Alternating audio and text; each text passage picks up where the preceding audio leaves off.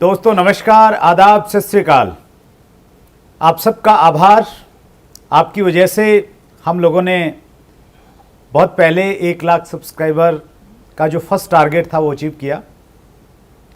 हम हर बार आपसे लिखते हैं कि आप जिन लोगों से मिलना चाहते हैं उनके नाम नीचे कमेंट में जाके लिखिए, और एक नाम बहुत बार लिखा गया, यूथ आइकॉन। सिंपलिसिटी क्या होती है उनसे मिलने के बाद में, उनका इंटरव्यू सुनने के बाद आप समझ पाएंगे। Youngest billionaire in direct selling industry. आज हमारे मेहमान कौन हैं, पहले हम उनका एक वीडियो प्रोफाइल देखते हैं।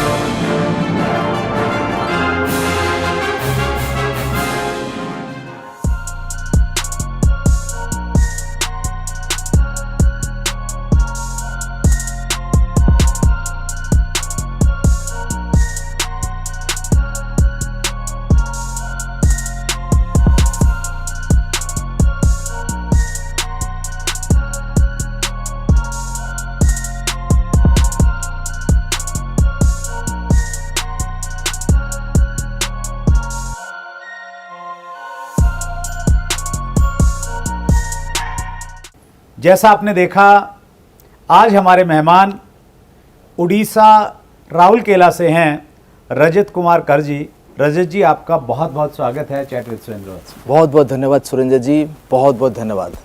पहले मैंने सर आप बताऊंगा, मैं बड़ा एक्साइटेड था यहाँ पे आने के लिए। सर, आप जो कदम उठाए हैं डायरेक्ट सेलिंग में, मैंने तो और कहीं नहीं देखा, तो रियली ग्रेट। और ये काम के लिए मैंने आपको जितना भी धन्यवाद दूँ वो कम है। Thank you once again. Thank you very much Rajat ji. Actually अभी तो थोड़ी मेरी आदत सी हो गई है इंटरव्यू लेने की। तो पहले मैं बड़ा नर्वस सा रहता था, और फिर कुछ इंटरव्यूज़ के बाद मैं थोड़ा ठीक सा हो गया। लेकिन आपसे जब से बातचीत हुई इंटरव्यू के बारे में, तो आपकी एक्साइटमेंट ने मुझे बहुत एक्साइटेड करके रखा। चलिए, thank you once again, thank you है। मैं बहुत एक्साइटेड हूँ आज के आपके इस इंटरव्यू के लिए। सबसे पहले मैं सर अपने व्यूवर्स की तरफ से आपका बहुत आभार प्रकट करता हूं कि आप उड़ीसा से स्पेशली आज इंटरव्यू के लिए यहां पे दिल्ली में आए हैं। बहुत आभार सर। और मेरा ये मानना है कि आपने यहां पे आके डायरेक्ट सेलिंग इंडस्ट्री की सेवा करने का एक अवसर हम लोगों को प्रदान किया है। बहुत आभारी आपके sir. Thank you very much. Rajat sir, आपका बहुत बड़ा नाम है, आप अपनी कंपनी के टॉप अचीवर हैं जी। लेकिन बहुत सारे लोग, चूँकि हम लोग आप अपनी कंपनीज़ में फोकस्ड रहते हैं, और रहना भी चाहिए, वो कोई गलत बात नहीं है। लेकिन ये एक ऐसा प्लेटफॉर्म है जहाँ पे हम सभी कामयाब लोगों से सुनते हैं, सीखते हैं। सो आप कंपनी के टॉप अचीवर हैं अपनी कंपनी के। कंपनी का नाम हम लोग लेते नहीं हैं इस मंच से। हम सबसे पहले आपकी थोड़ी पृष्ठभूमि के बारे में जानना चाहेंगे। थैंक यू सुरेंद्र जी। ऐसे मैं बैकग्राउंड के बारे में ज़्यादा लोग जानते नहीं हैं, एक स्वाभाविक प्रश्न है, और मैंने बता भी नहीं है भाई ज़्यादा, आज मैं बता रहा हूँ। मैं उड़ीसा का एक छोटा सा गांव से मैं स्टार्ट किया था प्रोग्राम, मतलब मेरे जीवन को मैंने स्टार्ट किया था। जब छोटा था उस समय मेरे को लग रहा था कि कुछ बड़ा करना चाहिए। उसके कारण भी है, मेरे जो दादाजी थे वो एक्चुअली पावर भी उनके पास में था और पैसा भी उनके पास में था। अच्छा। लेकिन समय ऐसा आया जिस समय उनके पास में पावर भी नहीं रहा और पैसा भी नहीं रहा। मेरे पिताजी हो गए कि एक बड़ा बाप का मतलब बेटा, जिसके पास में पैसा नहीं है लेकिन नाम है। अच्छा। उसी समय वो जब स्ट्रगल कर रहे थे उनका लाइफ को लेके, तो उसी समय मेरा एक्चुअली जन्म हुआ। और मैंने जब देखा, उसके बाद में उनकी स्ट्रगल को मैंने पास में देखा, जिसमें पैसा नहीं है लेकिन नाम है। और मेरा मानना है जिनके नाम होता है और पैसा नहीं होता है उनको ज़्यादा प्रॉब्लम फेस करना पड़ता है, क्योंकि वो दिखा भी नहीं पाएंगे, घर में रोएंगे और बाहर उसको दिखा नहीं सकते। तो वो जो परिस्थिति मैंने देखा, उसी समय से मेरा एक माइंड मेकअप हुआ कि मैं जीवन में बड़ा होके बड़ा बनूंगा और करोड़पति बनूंगा। ओके। और ये चीज़ मैंने बार बार मैंने घर में बोलना भी चालू किया कि मैं बड़ा होकर करोड़पति बनूंगा, करोड़पति बनूंगा, करोड़पति बनूंगा। इस प्रकार की मानसिकता के साथ में एक गांव का लड़का अभी सोच रहा है कि क्या आगे बढ़ के क्या करेगा। तो उसी प्रकार की मेरी लाइफ चालू हुआ। और जब क्लास 10th मैंने पास किया तो उस समय ये जो जुनून है ना वो बहुत बढ़ चुका था।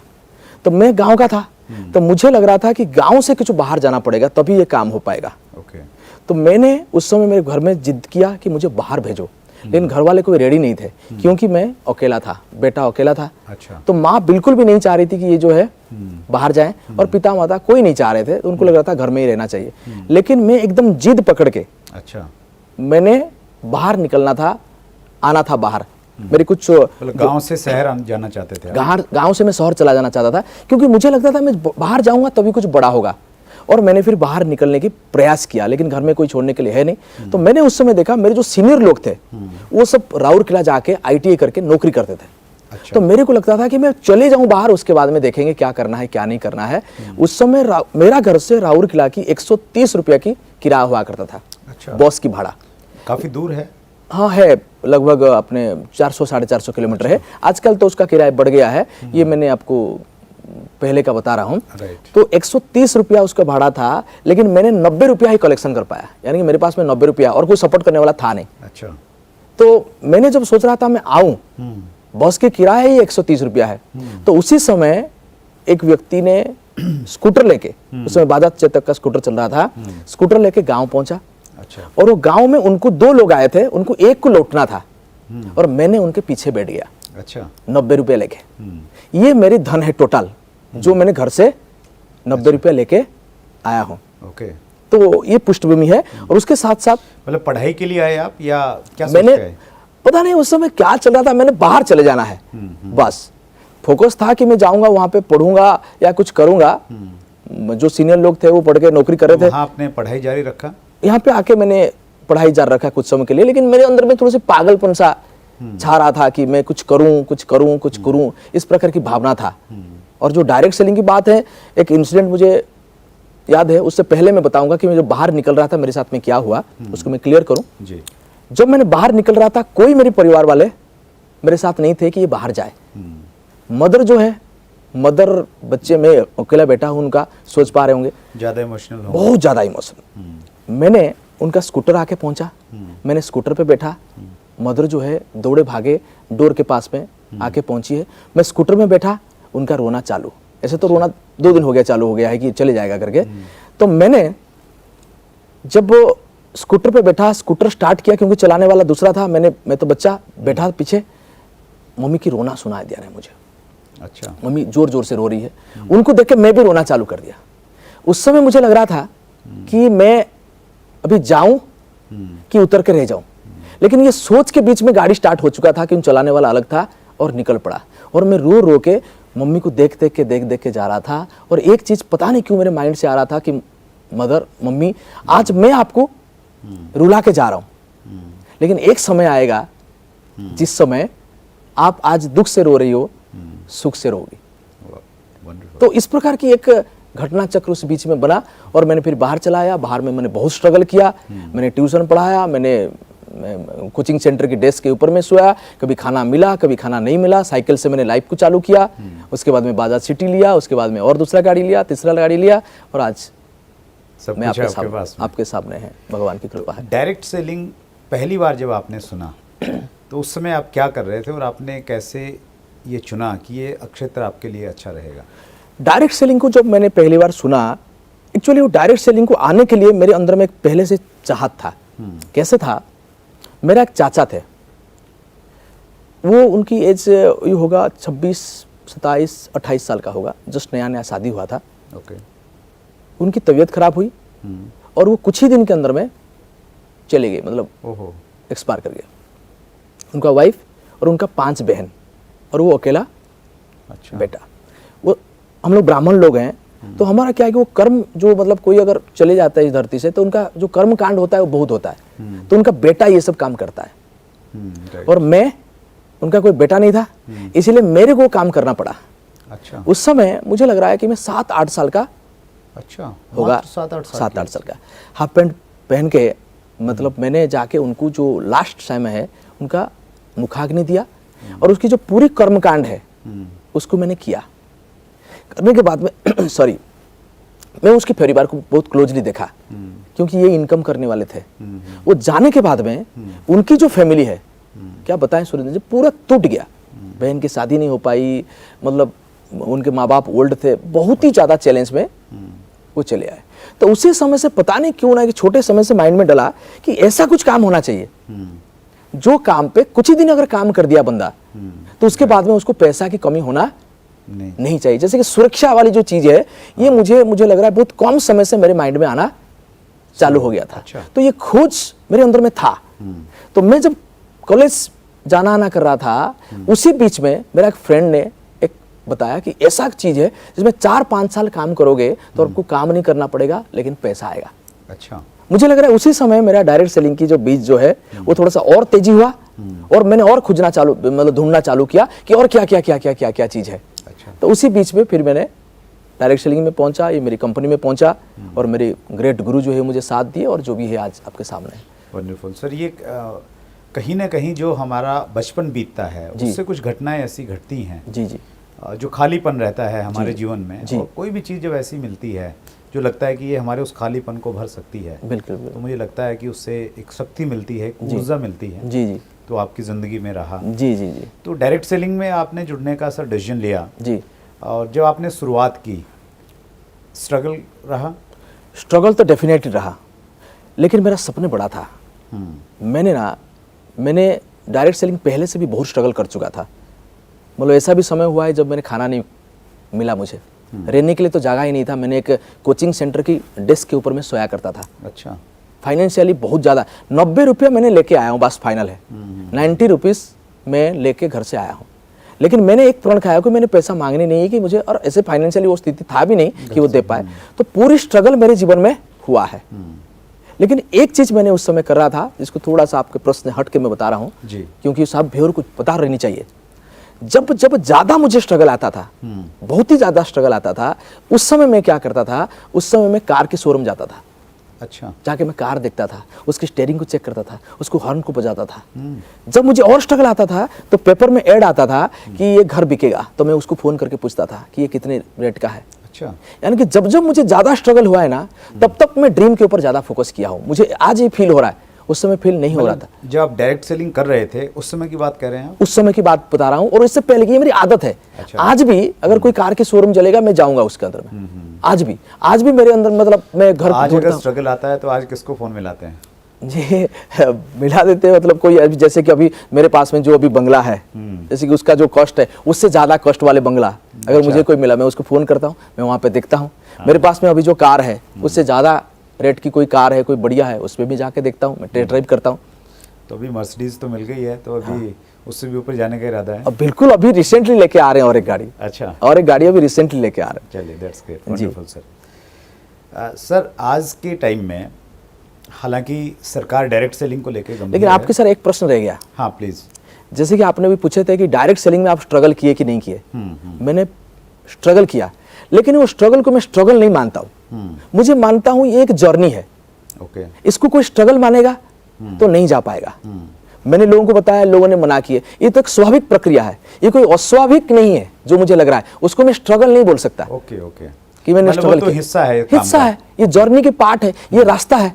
मंजिल मेरा अलग था, तो मंजिल में मैंने पहुंचा, रात दिन एक करके मैंने काम किया। रास्ते में अगर कुछ एडवेंचरस चीजें आप कर रहे हैं, हाँ, तो फिर और मजा आता है जब आप याद करते हैं मंजिल पे पहुंचने के बाद में। जी जी, मैंने उसको स्ट्रगल नहीं मानता हूँ कि मैंने स्ट्रगल किया, लोग मुझे मना किए, मेरे को पैसा नहीं था। ये तो सब स्वाभाविक है।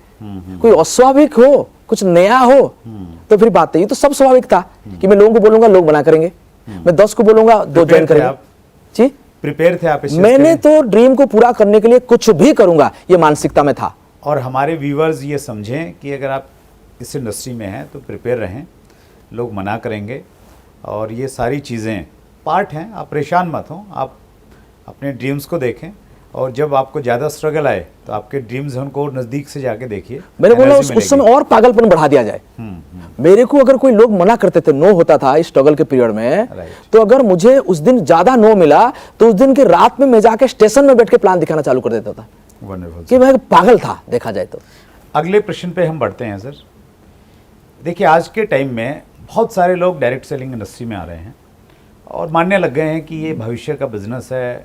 लोगों ने जिस प्रकार से यहाँ पे अचीवमेंट्स ली हैं, एग्जाम्पल भी क्रिएट हो गए हैं। जी जी। लेकिन सबसे बड़ा जो प्रॉब्लम है वो ये है कि सही कंपनी और मनी सर्कुलेशन कंपनी बिल्कुल सही बोले। दोनों आपस में इस प्रकार से मिली हुई हैं कि एक आम आदमी कंफ्यूज हो जाता है कि क्या करें क्या नहीं करें। हालांकि सरकार गंभीर है, धीरे धीरे चीज़ें बेटर होती जा रही हैं। जी जी जी। तो अगर एक व्यक्ति को डायरेक्ट सेलिंग चुनना है, एक सही कंपनी वो चुनना चाहता है, या वो जिस कंपनी में काम कर रहा है उसने देखना है कि मैं सही कंपनी में हूँ या नहीं हूँ, तो उसके लिए क्या पैरामीटर्स हैं?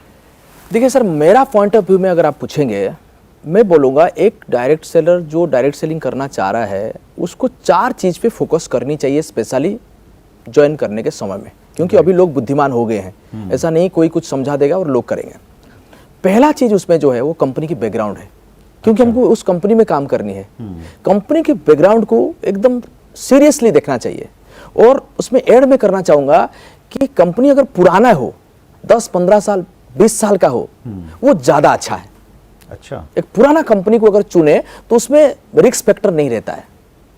सर इसमें जर्नली ऐसा लोग सोचते हैं कि भाई पुराना कंपनी हो गया, लोग कमा गए हैं, अब हमें तो कुछ मिलना नहीं है, तो कोई नई कंपनी हो उसके साथ में काम करूँगा तो मैं जल्दी कमा लूँगा। तो जो लोग कहीं ना कहीं ऐसा सोचते हैं तो उनको क्या कहना चाहेंगे आप? ये एक मानसिकता है। मैं अगर आपको बताऊंगा, मैं जिस कंपनी की अभी टॉप अचीवर हूँ, उस वो कंपनी का मैंने अभी उसका स्टार्ट हुआ है 2000 से। इट्स ए ग्रेट कंपनी, जो बिग कंपनी है, लेकिन मैंने उनको उनके स्टार्ट के 10 साल बाद ज्वाइन किया हूँ। अच्छा, 10 साल, इज ए 10 ईयर। ओके, और मैं उस कंपनी की अभी टॉप अचीवर हूँ। Wonderful wonderful. तो अगर मैं एक कंपनी की 10 साल के बाद में स्टार्ट करके मैं टॉप अचीवर बन सकता हूं, तो कोई भी बन सकता है। ये एक मानसिकता है लोगों के अंदर में है कि मैं नया ज्वाइन करूंगा, नया करूंगा। नया में नहीं, पुराने में नई रूप से काम करके पागल बन के आप उसका टॉप अचीवर बन सकते हैं। मेरा मानना है ये। That's great. पिछले दिनों हमारे मेहमान थे सूर्या सिन्हा जी। जी। तो उनकी भी यही कहानी है कि वो अपनी कंपनी में जब ज्वाइन किए, कंपनी को 12 साल हो गए थे चलते हुए। जी जी। और मात्र 3 साल में वो कंपनी के टॉप अचीवर बने और उसको मेंटेन किए हुए हैं उस लेवल को। बिल्कुल सही बोले। तो ये जो मानसिकता है लोगों की कि भाई पहले आने वाले ही पाते हैं, वो सही नहीं है। और ऐसे तो बहुत सारे एग्जाम्पल क्रिएट हो गए हैं। जी जी। और मेरा ये मानना है सर, मैं ऐड करना चाहूँगा आपकी इस बात में कि देखिए जब कोई भी नई कंपनी आती है, हम इमोशनली अटैच हो जाते हैं कंपनी के साथ में, जी जान देने के लिए तैयार होते हैं। जी जी। लेकिन हमें मालूम नहीं है कि कंपनी के जो फाउंडर हैं उनकी इंटेंशन क्या है, जी जी सही। किस सोच के साथ में वो जी आए हैं। जी।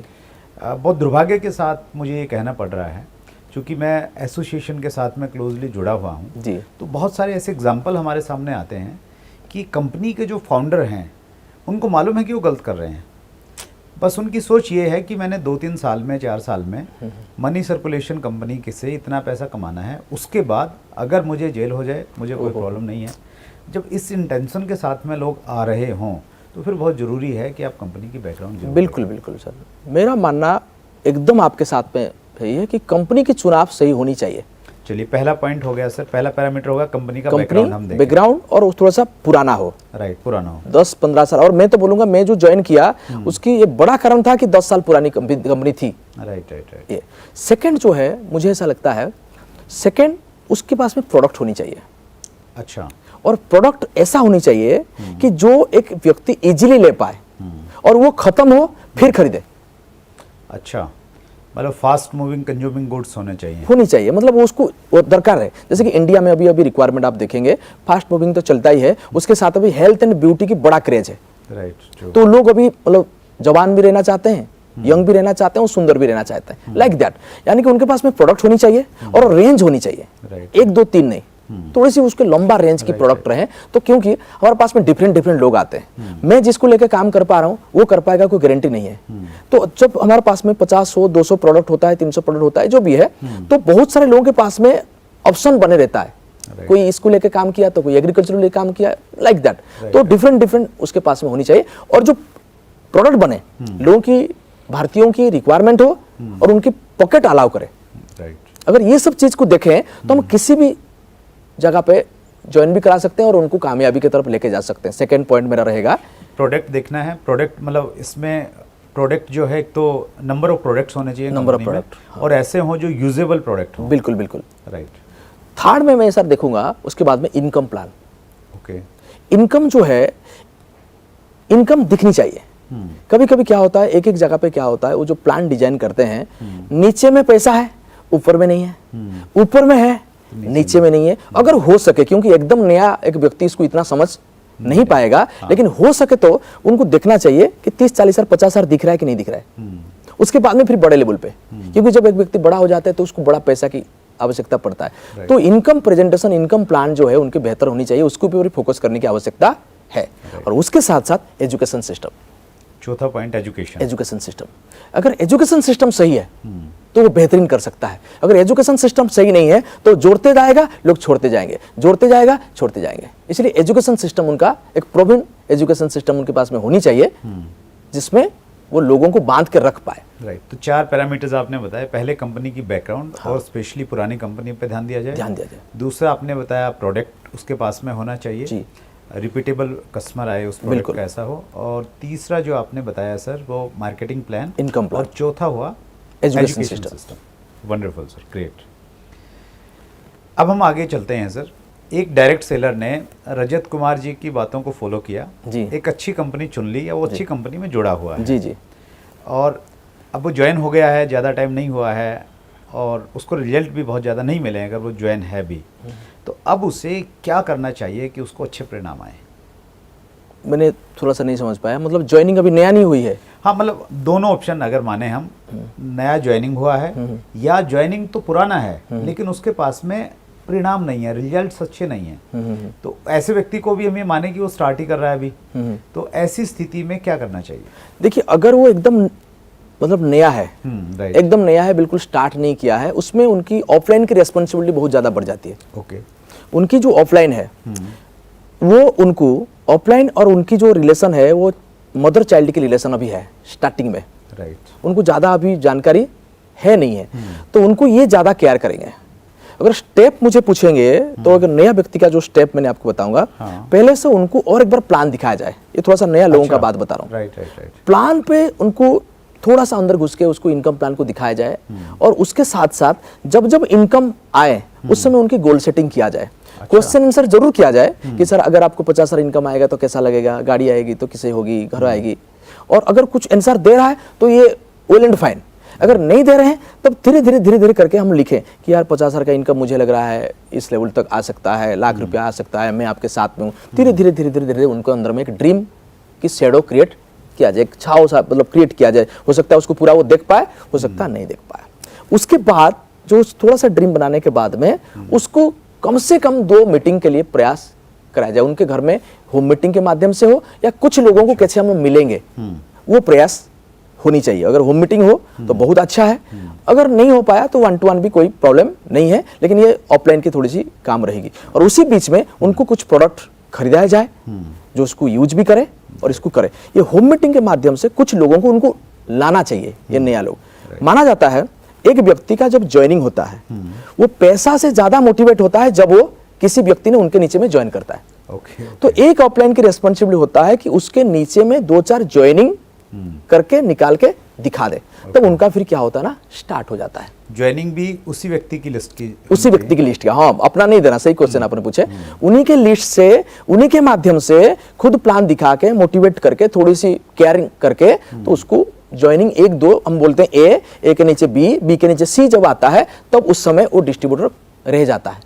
उसके ऊपर तक हम लोग का एक ऑफलाइन का रेस्पॉन्सिबिलिटी बनता है, और थोड़ा सा एजुकेशन सिस्टम में उसको बांध के रखें जैसे में वो लंबा जा पाएगा। ये इसको हम लोग यूँ मतलब मैं उसको अगर कंक्लूड करूं तो सबसे पहले एक डायरेक्ट सेलर अगर जुड़ा है तो ड्यूटी सबसे ज़्यादा अप्लाई इनकी है। हाँ। जो उसके स्पॉन्सर में आते हैं, इमीडिएट जो स्पॉन्सर है वो काम नहीं कर रहा तो ऊपर में जो व्यक्ति है वो ये देखे, सबसे पहले उसको प्लान दिखाए, और प्लान दिखाते समय ही उसके गोल सेट करे। हाँ, प्लान पेपर से ही, मतलब प्लान से ही, हाँ, वहीं से निकाले कि भाई इतनी इनकम कब तक लेनी है। हाँ। महीना वहाँ पे बिल्कुल अंकित हो जाए। जी जी। और उसके बाद में उसकी लिस्ट बना के होम मीटिंग किया जाए, उसके लोगों को उसके नीचे ज्वाइन करवाया जाए, और ताकि उसको एक मोटिवेशन मिले। और तीसरा जो पॉइंट आपने बताया सर, उसको एजुकेशन सिस्टम के साथ में जोड़ दिया जाए ताकि फिर एजुकेशन सिस्टम के साथ में वो आगे बढ़ता है। और उसी बीच में उसकी प्रोडक्ट परचेजिंग जरूरी है। प्रोडक्ट परचेजिंग जरूरी है ताकि वो प्रोडक्ट यूज करे तो उसका कॉन्फिडेंस बढ़े। जब क्या है कि जब हम लोगों ने कांटेक्ट कर देते हैं, इनविटेशन देते हैं, उसी बीच में एक व्यक्ति को प्रोडक्ट हम खरीदा सकते हैं कि अभी मीटिंग होने वाला है, आप खरीद लो। या फिर अगर स्टार्टिंग से वो रेडी है तो भी खरीदा सकते हैं। प्रोडक्ट लेकिन बहुत जरूरी है, विदाउट प्रोडक्ट में ये काम ज़्यादा बनने वाला नहीं है। That's great sir. सर, एक डायरेक्ट सेलर जब काम करना शुरू करता है तो बहुत बार ऐसी परिस्थितियाँ होती हैं कि जिस व्यक्ति ने उसको स्पॉन्सर किया था वो बिजनेस छोड़ के चला गया जी। अपलाइन में जो सीनियर लोग हैं जी, शायद वो उनकी प्रायोरिटी लेग में नहीं आता जी। तो वो उसको उतना ध्यान नहीं दे पा रहे हैं। तो सम टाइम डायरेक्ट सेलर को ऐसा लगता है कि यार मेरी किस्मत ख़राब है, मुझे सही जगह प्लेसमेंट नहीं मिली, मुझे सही कंपनी नहीं मिली, मुझे सही प्रोडक्ट नहीं मिल रहे हैं। तो जब ऐसे प्रश्न दिमाग में आते हैं तो क्या कुछ ऐसे पैरामीटर्स हैं, क्या कोई ऐसी चेक लिस्ट है जब एक डायरेक्ट सेलर चेक करे अपने आप को कि भाई मैं सही जा रहा हूँ या नहीं जा रहा हूँ? देखिए, डायरेक्ट सेलिंग में जो एजुकेशन है, डायरेक्ट सेलिंग की एजुकेशन जो है वो कुछ लाइन खींचा हुआ है, मतलब इतना सा है, उसी के बीच में है। उसी को बढ़ाने के लिए हम जो भी करते हैं, जैसे कि डायरेक्ट सेलिंग में एजुकेट होने के लिए एक चीज उसको गोल सेटिंग चाहिए, दूसरा उनका एक प्रिपरेशन चाहिए कि वो टूल बैग प्रिपेयर करे, प्रिपरेशन चाहिए। तीसरा वो कार्डिनल को ब्रेक ना करें, मतलब ये पॉइंट्स हैं वो लिखे और वो चेक करे कि वो इनको कर रहा है या नहीं कर रहा है। मैं आपको चेकलिस्ट अभी जाने के समय दे दूंगा, आप चाहेंगे तो दे सकते हैं। उसमें जो पॉइंट आएगा उसमें कुछ पॉइंट है कि ये चीज को चेक करें। तो उसमें प्रिपरेशन भी है, गोल भी है, कार्डिनल भी है, अपना 3 पावर भी है उसमें, और बेसिक है और कोर है। टोटल डायरेक्ट सेलिंग की एजुकेशन इतना है। हम जो भी करते हैं उसी को बढ़िया करने के लिए करते हैं, उससे आगे पीछे कोई डायरेक्ट सेलिंग की एजुकेशन है नहीं। उसको वो चेक करें ये सारे चीज वो ठीक से फॉलो कर रहा है या नहीं कर रहा है। अगर उनको लगता है मैं फॉलो कर रहा हूं तब भी नहीं हो रहा है, एक्शन कम हो रहा है। अच्छा, एक्शन को बढ़ाए, यानी कि अगर प्लान वो दिखा रहे 10, उसको 20 करे, 30 करे। अगर ये सारे फॉलो कर रहा है, ना होने का सवाल ही नहीं है। मतलब अगर परिणाम नहीं मिल रहे हैं तो वो अपने आप को चेक करे, बिल्कुल, कि जो पैरामीटर्स हैं उन पे मैं खरा उतर रहा हूं या नहीं उतर रहा। बिल्कुल, दैट्स ग्रेट। इनमें से आपने वैसे तो बहुत सारे पॉइंट्स बताए सर जी। हम अक्सर सुनते हैं 3 पावर्स के बारे में। तो पर्टिकुलर उस पॉइंट पे अगर हम बातचीत करें, वो कौन सी 3 पावर्स हैं जो डायरेक्ट सेलिंग में बहुत इंपॉर्टेंट हैं? देखिए, डायरेक्ट सेलिंग में 3 पावर को माना जाता है। एक है पावर ऑफ यूनिटी। बहुत समय में एक व्यक्ति को लगता है कि मैं जानता हूं, मैं कर लूंगा, वो ध्यान नहीं देता कि एक यूनिटी में रहने की आवश्यकता है। जैसे कि केला का मैं एक एग्जांपल लेता हूं आपको। जैसे कि वो एक गुच्छा पड़ा हुआ है केला का, उसमें एक व्यक्ति ने आया 1 दर्जन मांगा। तो 1 दर्जन मांगा तो बंदा ने 1 दर्जन निकाल के दिया, गलती से 12 के जगह पे 13 निकल गया। तो वो क्या किया ना, 1 को नीचे रख दिया। दूसरा ने आया, बोला 5 दर्जन दो भाई, उन्हें 5 दर्जन निकाल के दिया। जब 5 दर्जन दिया, सामने वाला बोला यार 5 दर्जन ले लो, कुछ एक्स्ट्रा नहीं दोगे? 1 को उठा के वो दे दिया। अभी क्वेश्चन ये है कि वो 1 का वैल्यू क्या रहा? फ्री में देना पड़ा। तो इसके मतलब क्या होगा? लेकिन केला तो सेम था। लेकिन जब हम गुच्छे से बाहर निकलते हैं तब हमारा वैल्यू 0 हो जाता है। आज नहीं तो काल नहीं तो परसों हमको 0 होना ही पड़ता है। इसीलिए हमेशा यूनिटी में बने रहें। जो ऑर्गेनाइजेशन की जो यूनिटी है, जो सिस्टम है, उसमें बंधे रहें और प्लेन के साथ में मिलकर रहें, यूनिटी में रहें। ये होता है बहुत बड़ा पावर जो एक व्यक्ति को चाहिए। उसके बाद में आता है पावर ऑफ सबमिशन। जिस कंपनी में आप हैं उनके प्रति आपका समर्पण क्या है? जैसे कि हस्बैंड वाइफ का रिलेशन है, तो हस्बैंड और वाइफ के एक दूसरे के प्रति समर्पण बहुत अच्छा है, बिलीव लेवल बहुत अच्छा है। वो शक नहीं कर रहा है। अगर वो शक कर रहा है, अगर वो एक बात बोल रहा है ये बात, तो रिलेशन ब्रेक होगा। सेम है आपकी ऑफलाइन के प्रति, आपकी कंपनी के प्रति पूर्ण विश्वास रहे। जब पूर्ण डाउट नहीं, मतलब बिल्कुल भी डाउट नहीं, थोड़ा सा भी डाउट अगर आ जाए वो रिलेशन ब्रेक हो जाएगा, आप नहीं कर पाएंगे काम। वो कंपनी के प्रति अगर डाउट हो गया तब भी गया, आपकी जो जिसके साथ में काम कर रहे हैं एक्टिव ग्रोइंग इन ऑफलाइन, उनके साथ में अगर डाउट हो गया तब भी प्रॉब्लम है। तो डाउट नहीं करते, पूर्ण रूप से समर्पण। मैं बोलता हूं समर्पण 100% समर्पण इज इक्वल टू समर्पण, 99% समर्पण इज इक्वल टू 0 समर्पण। तो पूरा करे, माने तो पूरा माने, ना माने तो नहीं माने। कुछ लोग क्या होते हैं, थोड़ा मानेंगे थोड़ा नहीं मानेंगे। कुछ उनके अनुसार हुआ, हाँ ठीक है, उनका अनुसार थोड़ा सा गड़बड़ हुआ, नहीं नहीं नहीं ये ठीक नहीं है, लेकिन पूरा मानो। अगर आपको ठीक नहीं भी लग रहा है, हो सकता है कल आपको सही लग जाए, थोड़ी सी उस समय सब्र रखो, पूर्ण समर्पण के साथ में चलो, पूर्ण विश्वास के साथ में चलो। ये होता है सेकेंड पावर। थर्ड होता है power of spoken word. Okay, जो मेरे लाइफ पे बड़ा टर्निंग पॉइंट भी है। मुझे लगता है कि आप जो बोलेंगे जी, वो है बीज, अच्छा, वही पेड़ आपका होने वाला है। जो हम बोल रहे हैं, जो हम बोल रहे हैं, पावर ऑफ स्पोकन वर्ड। जैसे कि मैंने छोटे समय से बोलता, मैं बड़ा होकर करोड़पति बनूंगा, करोड़पति बनूंगा, करोड़पति बनूंगा, करोड़पति बनूंगा, ये मैंने बोलता था। मेरी मदर बोला करती थी, ठीक है तू बनेगा बनेगा, तू मत बोल। लेकिन मैं बोलते गया, बोलते गया, बोलते, पता नहीं क्यों बोला, लेकिन आज मुझे समझ में आ रहा है कि मैं बोला तभी मैं आज यहाँ पे हूं। तो आपने जो बोलेंगे वही घटना के रूप में होगा। कभी कभी लोग बोलते हैं मेरा ना टीम नहीं चल रहा है, तो नहीं चलेगा। अगर चल भी रहा है नहीं चलेगा। तो आपको हमेशा पॉजिटिव बोलना है, जो चाहिए केवल वही बोलना है। तो क्या बोलें, अगर टीम नहीं चल रहा है तो क्या बोलें उसमें? बहुत बढ़िया टीम चल रहा है, अच्छा, ये धीरे धीरे धीरे धीरे बनेगा। कभी कभी लोग बोलते हैं सर मेरा ये लेग तो ठीक चल रहा है, लेकिन ये छोटा चल रहा है। नहीं बोलना है, हमेशा बोलना है, जो चाहिए वही बोलना है। जो नहीं चाहिए, अगर वो घटना के रूप में घट भी रहा है तब भी नहीं बोल रहा है। मैं गरीब हूं, नहीं बोलना चाहिए। ओके, अगर मैं अमीर हूं बोलेंगे बोलेंगे बोलेंगे, कल अमीर हो जाएंगे। तो हमको जो चाहिए, हमको पहले चेक करें हमको चाहिए क्या। राइट, हमको अच्छा ऑफलाइन चाहिए, तो आपने बोलो मेरे ऑफलाइन बहुत अच्छा, बहुत अच्छा, बहुत अच्छा, बहुत अच्छा, बहुत अच्छा। तो आज ऑफलाइन अच्छा नहीं है तो कल अच्छा हो भी जाएगा। अगर आपका नजर से नहीं है, ऑफलाइन हमेशा अच्छा रहता है। अगर नहीं है तो भी, अगर आपने बोलेंगे यार ऑफलाइन गलत, ऑफलाइन गलत, वो दूसरे के लिए हो सकता है अच्छा होगा, लेकिन आपके लिए तो अच्छा नहीं होगा, ये तो गारंटी है।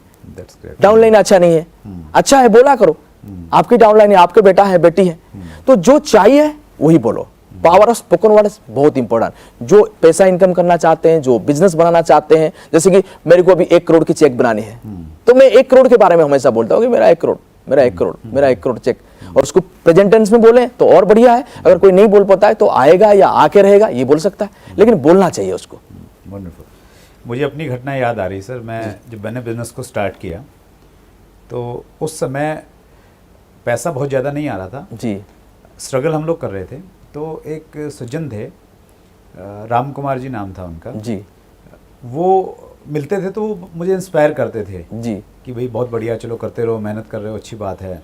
तो मुझे अच्छा लगता था। जब थोड़ा सा मेरा इनकम बढ़ता था तो मैं उनसे मिलता था और मैं बोलता था सर मैं अभी 5,000 पे पहुंच गया हूँ, 7 पे पहुंच गया हूँ, 10 पे पहुंच गया हूँ। और हमेशा मैं बोलता था कि सर एक दिन देखना मैं 1 लाख रुपए महीना कमा के दिखाऊंगा। बिल्कुल सही एकदम। और मुझे अच्छे से याद है, जब भी मैं बोला 5,000 था तो मैं बोलता था 1 लाख रुपया महीना में कमा के दिखाऊंगा। बिल्कुल। और जिस दिन 1 लाख रुपया महीना की इनकम मुझे रेगुलर आने लगी तो मैं उनसे मिला और उन्होंने मेरी पीठ को थपथपाया और उन्होंने कहा कि यस तुम तो कर ही सकते हो। तो ये बहुत अच्छा बोला सर। और देखिए गलती लोग यहीं पे करते हैं कि उनको जो चाहिए वो उसके विपरीत बोलते हैं। बिल्कुल सही बोला। और इसके ऊपर में बहुत सारी किताबें हैं, बहुत सारी ट्रेनिंग्स हैं, बहुत सारे यूट्यूब पे बहुत सारा लिटरेचर है जी जी, कि जो बोलेंगे वो मिलेगा। बिल्कुल, जैसा बोएंगे वैसा काटेंगे। बिल्कुल, बिल्कुल। तो बहुत बढ़िया सर, बहुत अच्छे तरीके से आपने 3 पावर्स के बारे में बताया। Power of unity, power of submission and power of spoken word. Wonderful sir. Sir अभी हम लोग आगे बढ़ते हैं।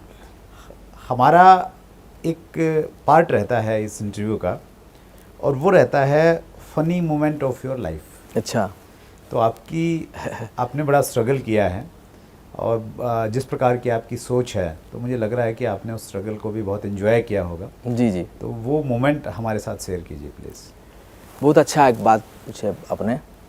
एक्चुअली क्या है कि आप मेरे देख के मुझे समझ पा रहे होंगे एज एक्चुअली कम है, तो मैंने एक्चुअली थोड़ा सा पहले समय में जर्नी जो हुआ करता था ना, मैं ज़्यादातर हाफ पैंट में करता था, सच में बताऊं। अच्छा, ओके। तो ये अभी क्या है कि व्हाट्सअप की ज़माना आ गया, वीडियो सब आ गया, लेकिन हम लोग जब स्टार्ट में ये बिजनेस को किए उस समय व्हाट्सअप कितने चलता नहीं था। एक बार मेरे को मीटिंग करना था, एक जगह पे मीटिंग करना था, तो मैंने जहाँ जाना था, जैसे ही वहाँ के जो लीडर हैं उनके बारे में उनको मैंने बता दिया कि ऐसे ऐसे मैंने पहुँच रहा हूँ, इस बॉस में जा रहा हूँ, एवरीथिंग बता दिया। और मैंने जाके पहुँचा, मैं हाफ पैंट पहना हूँ, टी शर्ट पहना हूँ, ऐसे ही एक मतलब मैं उतरा, बस से उतरा, मैं देख रहा हूँ कुछ लेने के लिए नहीं आ रहा है। अच्छा, हाँ, तो उनको क्या है कि मेरे नाम से उनको लग रहा है ये कोई बड़ा होगा, मतलब लंबा सा चौड़ा सा मोटा सा कोई होगा, रजत कर कोई आ रहा है। हाँ। तो वो ढूंढ रहे हैं कि आ क्यों नहीं रहा है। मैंने देख रहा हूँ सामने में कुछ लोग फूल वूल माला वाला पकड़ के वो खड़े हैं, लेकिन मेरे पास में कोई आ ही नहीं रहा है। तो मुझे भी, मैं समझ नहीं पा रहा हूँ कि करूँ तो क्या करूँ। हाँ। ये है अपना कि नहीं है वो भी पता नहीं है, क्योंकि मैंने भी पहली बार उनके साथ में पहले मिलने वाले जा रहा हूँ। तो फिर मैंने वो पास में एक रेस्टोरेंट हुआ करता, मैंने जाकर वहाँ पे बैठ के मैंने उनको ध्यान से देख के फोन किया। मैंने बोला भाई कहाँ है, कैसा है? नहीं सर आपको वेट किया हम लोगों ने। मैंने बोला कहाँ वेट किए? नहीं सर वो बस स्टॉप पे वेट किए हैं। मैंने बोला कितने लोग हैं? नहीं हम लोग तो 10-50 लोग वेट किए हैं आपको। मैंने बोला नहीं मैं तो वो बस से उतर के आया। तो फिर उसके बाद में वो मेरे पास में आते हैं, मैं इनके पास में जाता हूँ। फिर वो जो समय रहा बड़ा मतलब एक्साइटिंग भी रहा और हंसी मजाक भी हुआ, और मुझे भी लगा कि उनको, मुझे वो बोले भी कि सर हमको तो लग रहा था कोई लंबा सा, कोई मोटा सा बड़ा लीडर आएगा, कोई बड़ा आदमी आएगा, और आप देखे हम लोगों ने आपको, हमको लगा कोई बच्चा होगा। तो वो मेरे जीवन में एक बड़ा इंटरेस्टिंग कहानी रहा। मैं सबको बताता हूँ, बड़ा एंजॉय भी किया मैंने उस दिन कि मुझे लोग। उसके बाद ऐसा तो नहीं हुआ कि अभी जब भी चलते हैं तो कोट पैंट टाई वाई लगा के चलते हैं? नहीं ऐसा तो नहीं हुआ, लेकिन अभी क्या है कि वीडियो इतना आ गया तो लोग समझ में आ गया, और फोटो आ गया तो समझ में आ गया। लेकिन ये स्टार्टिंग की बात बता रहा हूँ, सब खड़े हैं पूरा फूल माला लेके, लेकिन मेरे पास कोई नहीं आ रहा है। तो ये एक बहुत बड़ा रहा है। बहुत बढ़िया सर। एक हमारा सेगमेंट है सर रैपिड फायर क्वेश्चंस जी। तो कुछ मैं क्वेश्चन पूछूंगा, आपने फास्ट उनके जवाब देने हैं। अच्छा, तैयार हैं आप? तो एकदम फास्ट। हाँ मतलब एक्चुअली हमने, वैसे तो रैपिड फायर का मतलब ही बहुत फास्ट होता है, लेकिन अच्छा। चूंकि हमारा एजुकेशनल इंटरव्यू रहता है तो हम कोशिश करते हैं कि उसमें से कुछ ना कुछ हम एजुकेशन निकालें। बिल्कुल बिल्कुल। Your favourite book? मेरा फेवरेट बुक है यू कैन विन। अच्छा, शिव खेड़ा। शिव खेड़ा का यू कैन विन, मुझे लग रहा था वो कंप्लीट है book. Wonderful. Your favourite tourist destination in India? Jagannathpuri, Orissa में। अच्छा। हाँ, बहुत बढ़िया, बेहतरीन। उसमें स्पिरिचुअल भी है और समुद्र पास में है, तो थोड़ा सा रोमांटिक फील भी होगा। That's great. बहुत आप बढ़िया। चूंकि उड़ीसा से हैं सर, आपकी बातचीत से ऐसा लगता नहीं कि आप हिंदी नहीं जानते हैं, आप बहुत अच्छी हिंदी बोल रहे हैं। तो ये कैसे आपने इतना अच्छा हिंदी बोलना सीखा? ये डायरेक्ट सेलिंग को क्रेडिट जाता है पूरा। अच्छा। हाँ, तो ये बोल बोल के इतना हुआ है। वंडरफुल, बहुत अच्छा हिंदी है आपका। जी जी, thank you very much. Wonderful. Your life mentor? मेरे पास में जो मेंटर है वो रिस्पेक्टेड है, मिस्टर अभिषेक गुप्ता जी। ओके। वो ग्रेट पर्सन है, उन्हीं की मार्गदर्शन से मैं आगे बढ़ता हूँ। Thank you very much. That's great, wonderful sir. Your favourite YouTube channel? YouTube channel मेरा तो है, एकेडमी का एक यूट्यूब चैनल है। ओके। और उसके साथ साथ मैं चैट विद सुरेंद्र बस को जरूर प्रमोट करूंगा, दिल से प्रमोट करूंगा और बार बार प्रमोट करूंगा। अच्छा जी जी। कुछ स्पेशल है वहाँ पे? देखिए स्पेशल मतलब टोटल जितने भी डायरेक्ट सेलिंग की अनुभव है एक जगह पे मिल जा रहा है। जितने डायरेक्ट सेलिंग की अनुभवी लोग हैं वो एक जगह पे जो मिल रहे हैं, तो हम सारे लोगों से कुछ कुछ लेते हैं तो हमारा काम बन जाता है। दैट्स व्हाई फिर अगेन आपसे धन्यवाद देना चाहूँगा। Thank you very much sir. ठीक। एक्चुअली मैं ये मानता हूँ कि ये जो चैनल है ना, ये पूरी इंडस्ट्री का चैनल है। जी जी। और उसी रूप में मैं इसको लेता हूँ, उसी जिम्मेवारी के साथ मैं काम करने का प्रयास कर रहा हूँ। और चूँकि आपने बातचीत की है तो मेरे पास ये मौका है कि मैं व्यूवर से भी ये बातचीत करूं कि अब हमारा एक लक्ष्य ये होना चाहिए कि हम मिलकर इसको थोड़ा बढ़ाएं। बिल्कुल बिल्कुल। एक संख्या को बढ़ाएं ताकि ये लगे कि यार ये इंडस्ट्री का चैनल है। जी जी। तो उसके लिए सब्सक्राइबर्स बेस हमारा जितना बढ़ेगा उतना शायद हम लोग इंडस्ट्री का एक बड़ा रूप हम लोगों को दिखा पाएंगे। जी जी। Thank you very much sir. जी जी, थैंक यू। आपने हमारे चैनल को प्रमोट किया।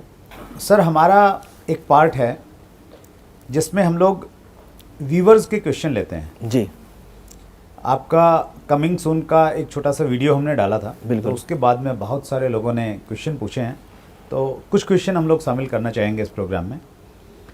शुभ्रांशु महाराणा का एक क्वेश्चन है, क्या एक गरीब व्यक्ति नेटवर्क मार्केटिंग कर सकता है? बिल्कुल कर सकता है। उसमें तो मैं खुद एक एग्जाम्पल हूँ, और मैं तो बोलूँगा कि गरीब व्यक्ति को करना ही चाहिए, क्योंकि उनके पास में ऑप्शन नहीं है। एक गरीब व्यक्ति को बहुत पैसा कमाने के लिए, अमीर बनने के लिए यही एकमात्र ऑप्शन है। गरीब व्यक्ति कर सकता है। That's great sir. Tilakeshwar Sahu ji का प्रश्न है, अगर लंबे समय से बड़ा अचीवमेंट नहीं आ रहा हो तो क्या करें? करते रहें या साइड हो जाएं? नहीं नहीं, साइड हो जाए वो तो सोच ही गलत है। बिल्कुल उससे सोचे ही ना, पहले चेक करें। मैं जो चेकलिस्ट अभी देखे जा रहा हूँ उस चेकलिस्ट में चेक करें कि कौन सा पॉइंट है जो वो मिस कर रहे हैं। अगर मिस नहीं कर रहे हैं तो फिर एक्शन को बढ़ाएं। अच्छा, अगर वो सारी चीजों करें, बहुत ज्यादा काम करें। छोड़ने का तो सोचे ही ना। जब इतना समय दे चुके हैं, एक्सपीरियंस ले चुके हैं, तो बिल्कुल सोचना ही नहीं चाहिए, एक्शन बढ़ा देना चाहिए। That's great sir. सर एक बहुत इम्पोर्टेंट क्वेश्चन है, जी लीडर्स क्रिएशन करके कोई यूट्यूब चैनल है, वहाँ से आया है। जी 2015 से कंपनी से जुड़ा हूँ, प्रण लिया है कि दूसरी कंपनी की तरफ देखूंगा भी नहीं। 4 साल में जो न कर सका वो 1 साल में करूं, कृपया सुझाव दें। बिल्कुल, पहले तो मैं उनको धन्यवाद देना चाहूँगा क्योंकि वो 4 साल हो गया है और ये फ्रंट भी लिए हैं कि मैं कंपनी चेंज नहीं करूँगा। ये बहुत बड़ा चीज़ होता है। अगर बहुत स्पीड करना चाहते हैं तो ज्वाइनिंग को बढ़ाएं, स्पीड है, ज़्यादा से ज़्यादा ज्वाइनिंग, ज़्यादा से ज़्यादा लोगों को लाने पे अभी काम करें। ज़्यादा से ज़्यादा लोग आएंगे तब उनको फास्ट ग्रोथ कर पाएंगे। ऐसे बहुत सारा कारण है, बहुत सारी चीज़ है, लेकिन उसमें ज्वाइनिंग के ऊपर एकदम स्पेशल ध्यान दिया जाए, मोमेंटम बना जाए, एकदम पागलों जैसा काम करना पड़ेगा, रात दिन एक करना पड़ेगा, तभी होगा ये, तभी होगा। Wonderful sir. रजत सर, आज आपके साथ में ये इंटरव्यू बहुत अच्छा रहा, हमारे व्यूवर्स ने बहुत लाभ इसका लिया होगा। Thank you. लेकिन आपके पास में जो ज्ञान है सर, जिस प्रकार से आपने इस बिज़नेस को जिया है, वो एक इंटरव्यू में हम लोग कवर नहीं कर सकते। 2 महीने के अंदर अंदर हम दोबारा आपको आमंत्रित करेंगे और जहाँ से हमने आज बात ख़त्म की है हम उसको और आगे लेके जाएंगे। आप हमारे कार्यक्रम में आए, हम आपके बहुत आभारी हैं सर। Thank you. बहुत बहुत धन्यवाद, आपने मुझे बुलाया और जब जब मेरा ज़रूरत है इंडस्ट्री के लिए मैं आपके साथ पे हूँ। Thank you very much. Thank you so much. ये थे श्री रजत कुमार कर, राउरकेला, उड़ीसा से। बहुत सारी जानकारियाँ रजत जी ने आज हमारे साथ में साझा की और आप जिन लोगों से मिलना चाहते हैं बस आपने उनके नाम नीचे जाके कमेंट में लिखने हैं।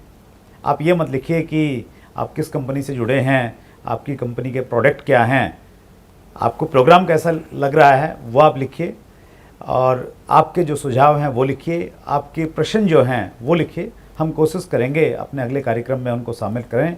एक बार फिर आप सबका बहुत धन्यवाद। अगर चैनल को अब तक सब्सक्राइब नहीं किया है तो सब्सक्राइब कीजिए ताकि इंडस्ट्री के बड़े बड़े लीडर्स जब आएँ वो नोटिफिकेशन आपके पास में पहुंच जाएं।